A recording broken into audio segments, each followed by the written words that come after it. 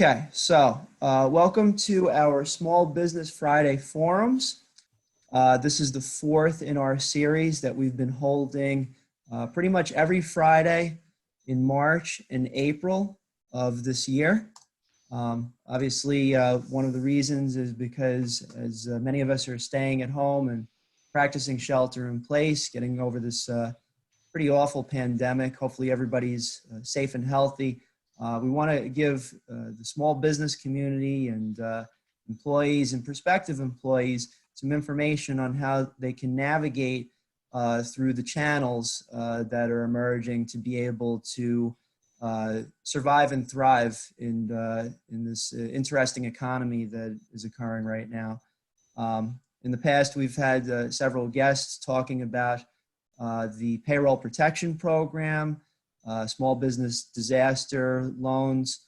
We had a little bit of a support group talking about how businesses are shifting during this time. And we also had members from our sponsors, the Workforce Development Board of Rockland County, as well as the Chamber Alliance of Rockland. Today, and we always try to have a kind of a small agenda. We're going to have two guest speakers, Michelle Green from ACCES VR, and Aiden Hand is returning once again from KeyBank to give us an update on the payroll protection program. This series is sponsored by the Workforce Development Board of Rockland County, as well as the Chamber Alliance of Rockland. Typically, the executive director of the Workforce Development Board drops in to say hello. She was unfortunately called away today, but I'll provide a brief update and explanation of the Workforce Development Board. Here's our agenda for today. We'll just be speaking for a few minutes about the purpose of the Friday forums.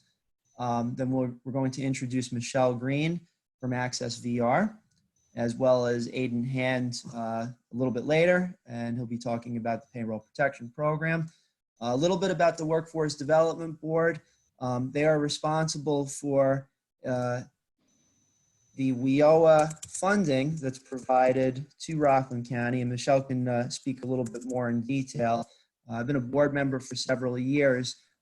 It's a great resource right now for both employers and employees that have been affected by the COVID-19 crisis. There's a tab specifically for employees and job seekers and a tab for employers. And this area is constantly being updated with new information, primarily from New York State Governor's Office, from the CDC, from the Department of Labor, a variety of resources. So it's a really good channel to be able to tune in and find out more information about what's going on right now.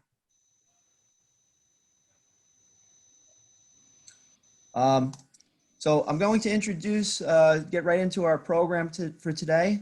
Michelle Green from ACCES VR. I've known Michelle for several years. We worked together on the Workforce Development Board. Michelle has been a member since 2014.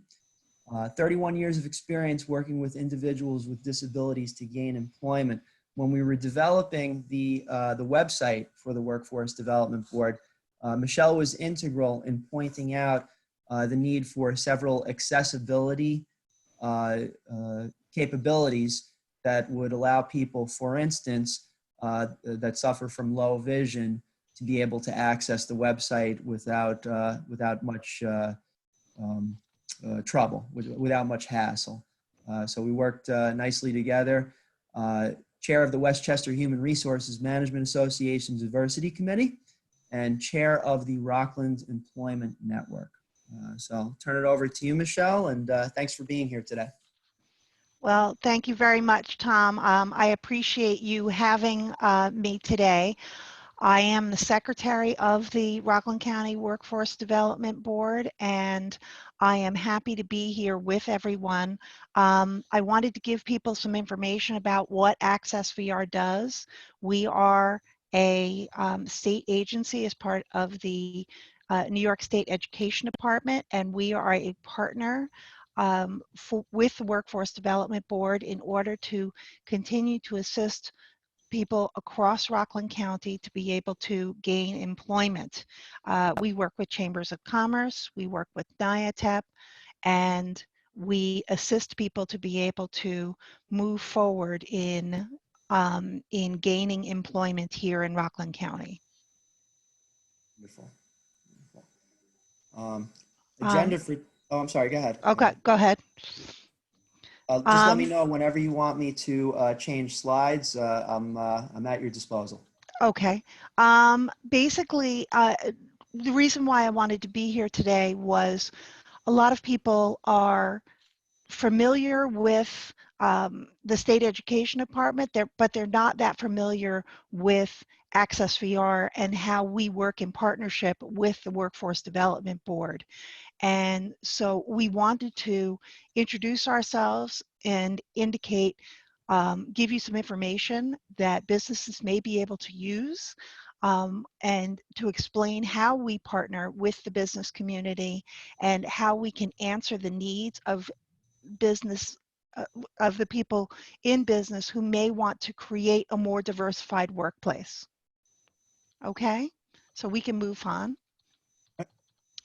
Um, Initially, I just wanted to give you some information. This information comes to us from Diversity Partners. That was a 5-year project that was funded by Cornell, and Cornell interviewed 142 businesses across New York State. And what they found was that people with disabilities are creative and innovative because they have to do things in a different way than people would traditionally approach their work tasks and their home tasks. So they've had a lifetime of adjusting, which they bring to the workplace, and they find creative ways to get the job done. What we want to do is we look at someone's skills and abilities when you are thinking about job candidates rather than what they can't do. That's a real shift that has come in the last several years because people have previously thought about people with disabilities as what they can't do. And we're really encouraging businesses to really look at the talent because 2.2 million people have disabilities in New York State. And Access VR serves 50,000 people across New York State in order to be able to provide them with training and employment opportunities. And we want to really focus on the talent and skill that these people bring to the table. A lot of people do have that innovative ability to get the job done, but it's also important that businesses understand that there is a financial return on investment here. When you hire someone with a disability, generally speaking, they stay at their job 4.2% longer than their non-disabled counterparts. That reduces the costs for recruitment and retention. Um, there is an appeal to customers when they see individuals with disabilities working at the store. It really encourages those customers because they feel that the business has a more open attitude, and so people are encouraged to shop there. There is also the benefit of universal accessibility because what businesses do for individuals with disabilities, they frequently can benefit across all of the jobs, so everybody is able to benefit. And I think, we've seen this when Microsoft, for example, would give tools on the computer that would brighten the screen or make print larger. Well, with the population aging in the United States, I think everybody is benefiting from larger print, for example, on screen, not just people with vision loss. So that's an example of universal accessibility that was really introduced for individuals with disabilities, but which everyone can really appreciate. People with disabilities really also represent about 20% of untapped potential workforce, and they have a buying power of $200 billion. And that's something that when you're considering who your customer base is, how much money do they have, um, these are things that you might want to consider when you're appealing to the general population. And that's something that we've seen a lot of businesses do. Microsoft is an example of that, where they have tremendously increased their accessibility products and made their websites more accessible, and it's really driven their business model at this point in time. We can move forward. Yes, I was very impressed with you. We had that conversation about Microsoft yesterday, and you gave me the link to the program from Microsoft with people with disabilities, and it's be amazing. Yes. Yeah, they have a very, very robust accessibility office. Their tools are very accessible. They've really gotten into the business of website accessibility, and the reason why all of that is because 1 in 4 Americans have a disability at this point in time. And so there's a real need for these tools. And so it is, again, a smart business move. I think one of the things that's really important that businesses here should know is that our state comptroller, Comptroller DiNapoli, has indicated that businesses which have a more diversified workplace are outperforming financially those businesses that do not have a diversified workplace, because they're answering the needs of their customers, and they're bringing on a workforce that understands the needs of their customers. And so what they've really found is that it has made a huge difference financially to the bottom line of companies. So I thought that would be an important point to bring to the table today. ACCESS VR does form a lot of partnerships across Westchester and Rockland County, where I represent both counties. I'm on both workforce development boards. In fact, the Westchester Workforce Development Board, their whole end of the year meeting is going to be on meeting the challenges and the needs of people who may have barriers to employment, because there are so many people who have this need at this point in time. We like to educate chambers of commerce, and we work closely with NIATEP, which is the New York Association of Training and Employment Professionals, to constantly educate all of the providers in our community and the businesses in our community about how individuals with disabilities can assist businesses in meeting their needs. We work very hard to learn about the labor market, and we drive a lot of the training that ACCESS provides to individuals with disabilities to the top labor market areas, sectors in our county at this point in time, such as healthcare, biotech, hospitality, retail, and government, which NIATEP has identified for us as our top 5 sectors. And we also work hard to meet employers' demand by working with a number of employment agencies that ACCESS VR funds, who provide supports for individuals with disabilities so they can help people who may need assistance and work in cooperation with businesses. This is a moment that I just wanted to have this discussion with the businesses in Rockland.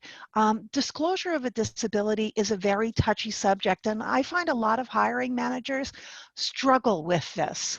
And so I wanted to just bring this up for a moment, because deciding if, when, and how to share a disability, that can be a difficult moment in the recruitment process, and there's really no single right or wrong approach when we're talking about disclosing a disability. We want to be sure that people are aware that you certainly can't ask, what is your disability? I mean, I'm sure everyone at this point knows that the only appropriate question that you can ask is, could you perform the essential tasks of this job with or without a accommodation. That's really the only question you can ask, and you don't, as a person with a disability, have to disclose anything until you need an accommodation. Interesting, interesting thing you mentioned about how to ask the question. So the way that you had indicated, again, just to be clear, if an employer is asking someone, I mean, anyone, do you have the ability to handle the tasks for this job with or without an accommodation? Yes, that's Okay. really the only legal question that can be asked. And a person does not have to disclose that they have a disability during the interview process, even during the hiring process. They could be 5 years, for example, if you happen to have MS and you don't have any disabling condition for a long period of time, and then you have a change in your condition, you may then need to ask for an accommodation. So it doesn't have to be at the beginning of the process in order to be able to be accommodated.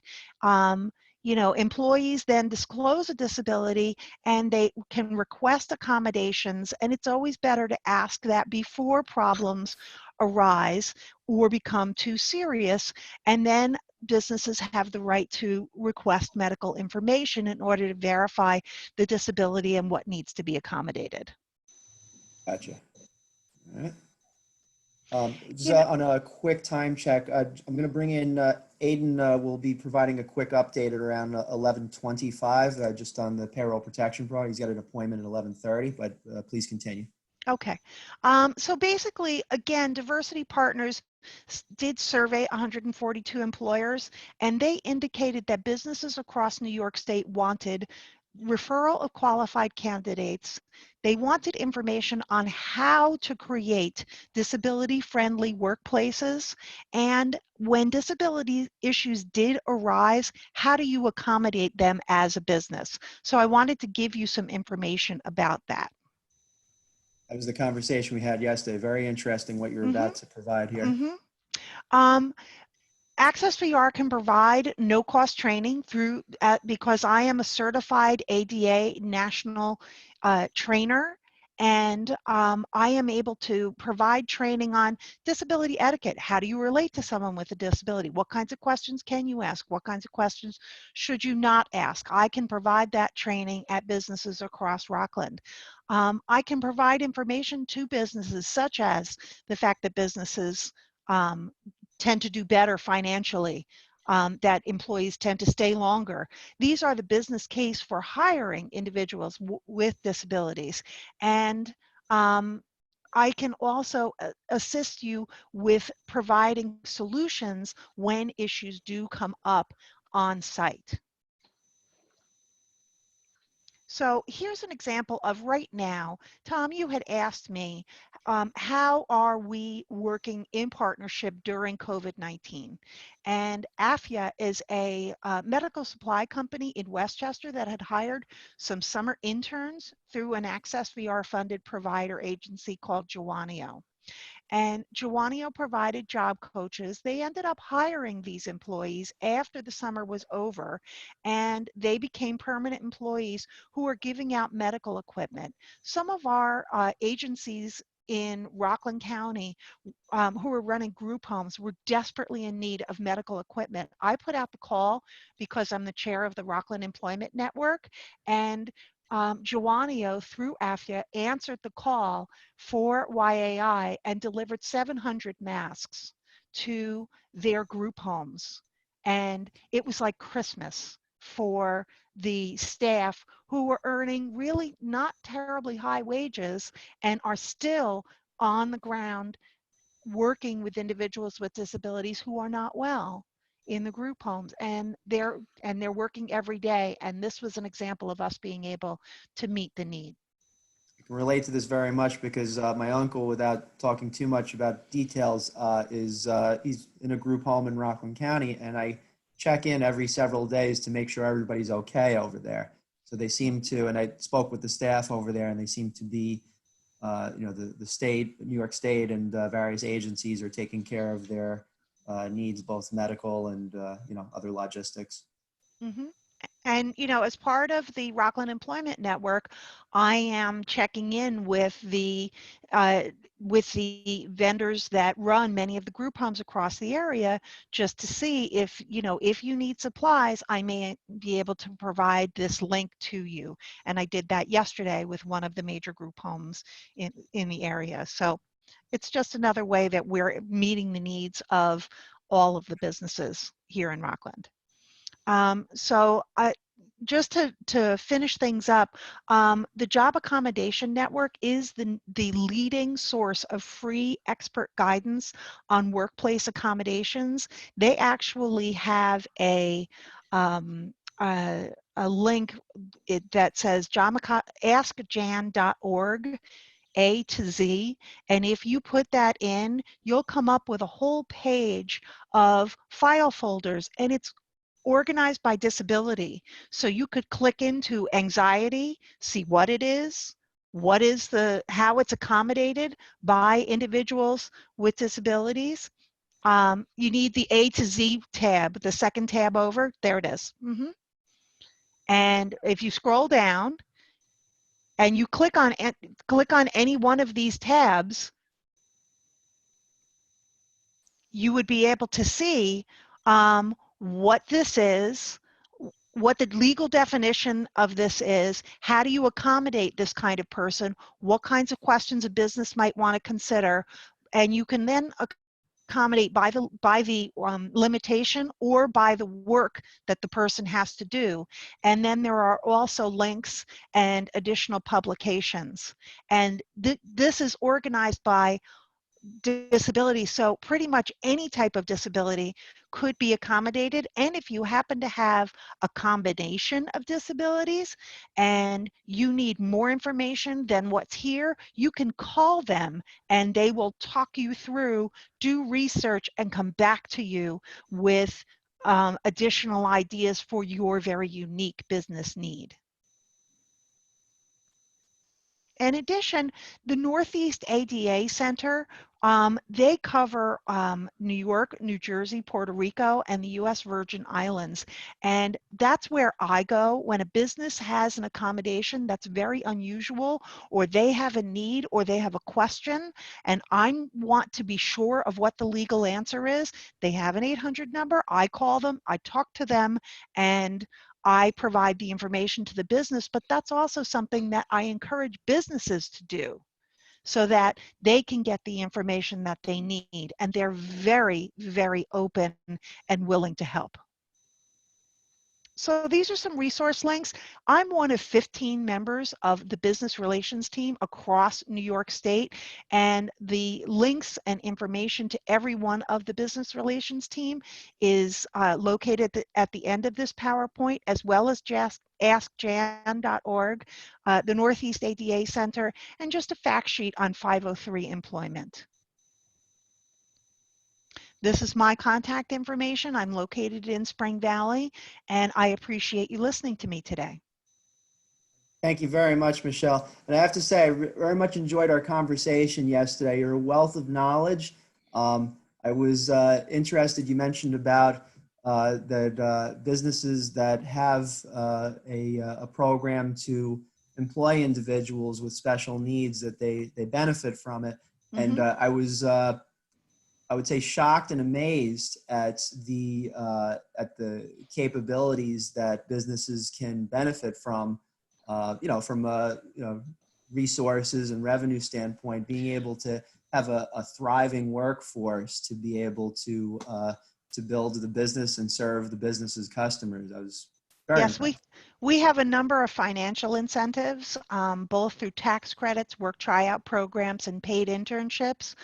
Because we are the New York State Education Department, we have that funding capability to be able to fund employees for businesses so that they can try them out, both on a limited summer internship experience as well as on a longer term, let's try this person out and see if they would be a good fit for our agency.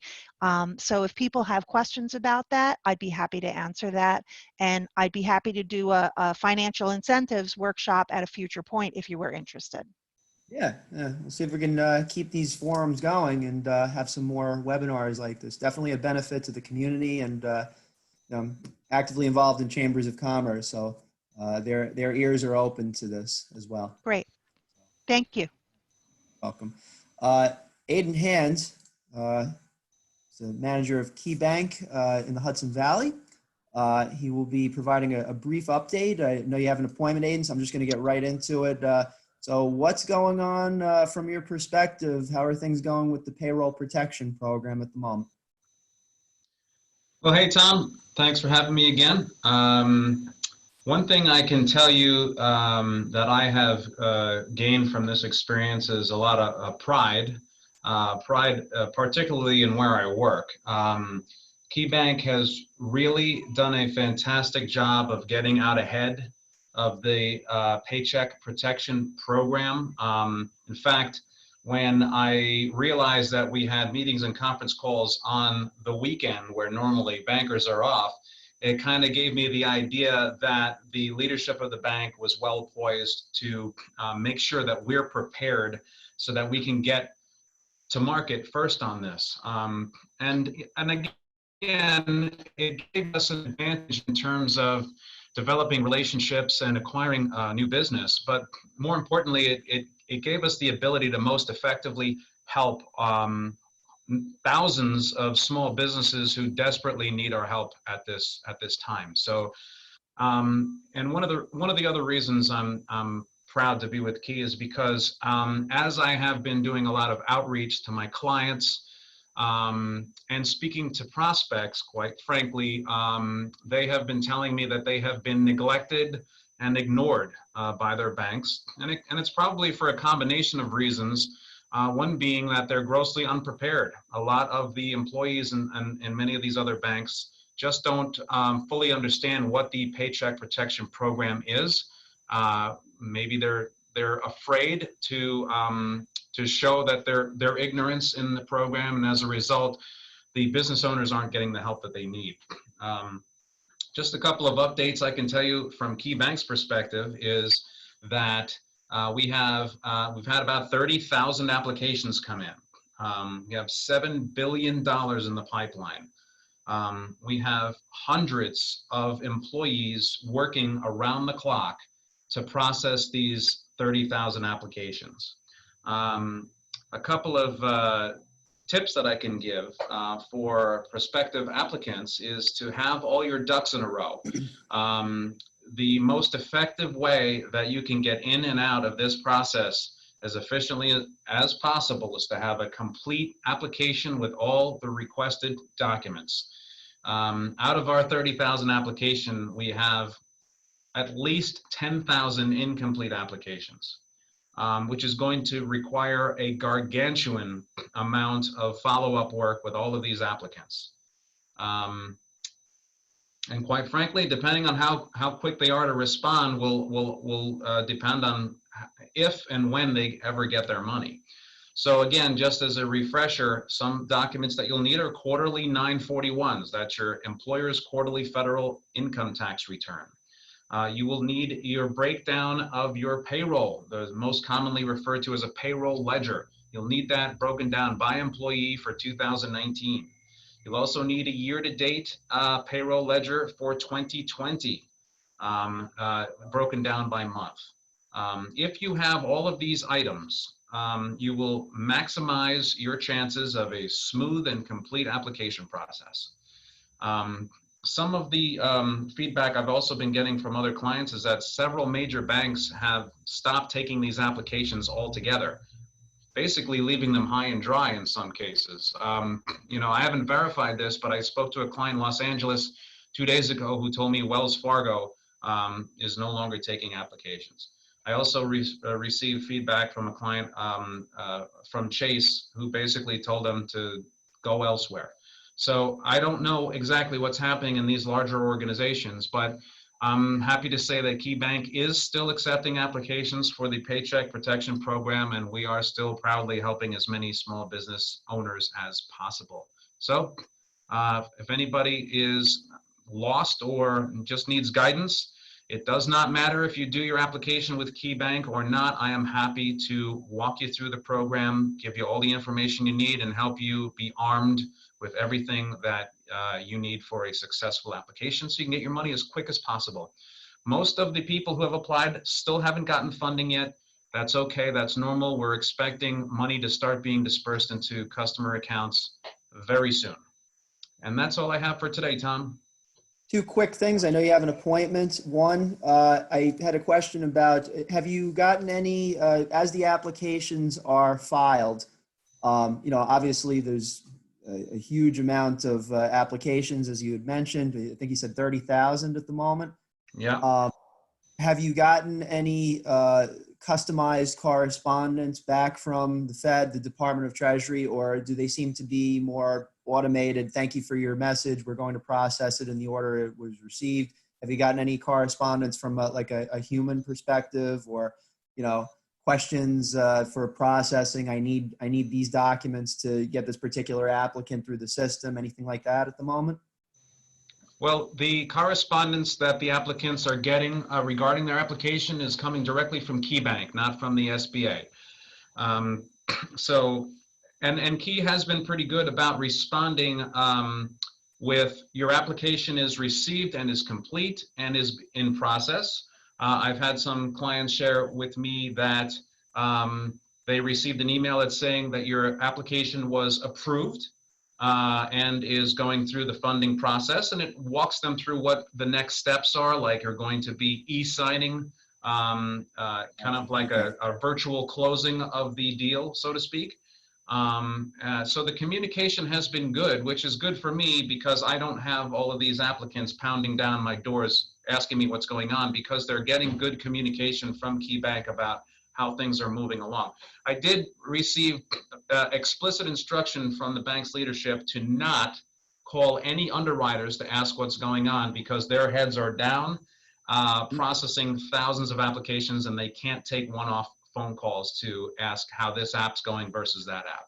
But they're doing a good job. They are doing a good job. Okay. And then last question. I had this on the slideshow last week, contact information for you if anybody has questions. Okay. Sounds like a plan, Stan. I don't have it on the slide. Oh, Can you? you don't have it. Okay. Yeah, I apologize. Yeah, sure. My phone number is 845 208 6040 6040. And my email is Aidan, AIDAN _hand at keybank.com. Bank.com. Okay, let me just, we'll have this on as a video post thereafter on the Workforce Development Board website. So, Aidan, thank you very much for your time. I know it's a busy time for you, and haven't seen you in a while, so hopefully after this whole thing is done, we'll go grab a pint at your favorite watering hole over in Rhodes Tavern. I'm looking forward to that, my friend. That's good. So we'll close there. I just wanted to thank everybody for their time, both Michelle and Aidan, for being here. Our next meeting date will be back on the regular schedule. I apologize we started this early today, but I wanted to make sure that those that are observing, as the start to Good Friday, traditionally is usually like around 12 o'clock. I usually observe it as well. So I'm going to hop off at 12. But next week, we will be back 12:30 on April 17th. And if anybody has any questions or ideas for upcoming forums, we're going to be holding these throughout the month of April. And we're here essentially to guide people through the many different interesting challenges that have come up as the COVID-19 crisis transpires. As I always say, and many say, we will get through this together. So let's stay strong all throughout this, this great community. And we'll look forward to seeing you next time. Thanks for tuning in. Take care, and God bless.